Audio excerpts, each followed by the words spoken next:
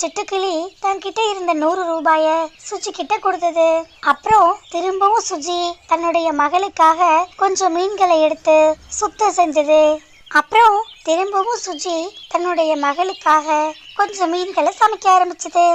அப்படி சுஜி சமைச்சிட்டு இருக்கும் போதே அந்த மீனினுடைய வாசனை காடு முழுக்க பரவ ஆரம்பிச்சது. ஆகா, என்ன வாசனை! அருமையான மீன் வாசனையா இருக்கே. இந்த மீன் வாசனை சுஜியினுடைய வீட்டு பக்கத்துல இருந்து வருதே. ஒருவேளை சுஜி குருவி மீன் வறுவல் செஞ்சு வியாபாரம் செய்தோ என்னவோ.